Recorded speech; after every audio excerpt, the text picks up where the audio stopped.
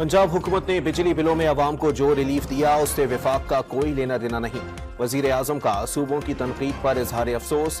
KP समेत तमाम सूबों को अवाम को रिलीफ देने का मशवरा भी दे दिया।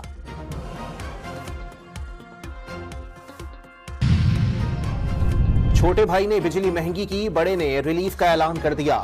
लीडर का विजन 2 माह का रिलीफ और अखबारों में इश्तिहार नहीं होता। आपके पास 2 माह बाद का जवाब नहीं। पीपी की क़यादत के पास 200 साल का हल है।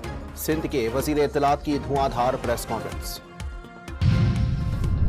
बिजली की तकसीमकार कंपनियों की निजकारी के इब्तदाई उमूर फाइनल। डिस्कोस की निजकारी से मुताल्लिक आलमी मीडिया में इश्तिहारात जारी कर दिए गए।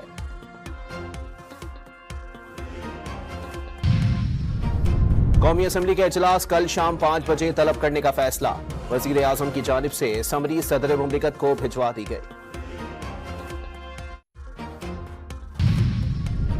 बानी पीटीआई और बुशरा बीबी के खिलाफ नया तोशाखाना रेफरेंस। सऊदी वली अहद के दिए गए ज्वेलरी सेट पर दाहिर किया गया। साबिक खातून अव्वल को ज्वेलरी सेट मई 2021 के दौरे सऊदी अरब के दौरान दिया गया। तफसीलात सामने आ गई।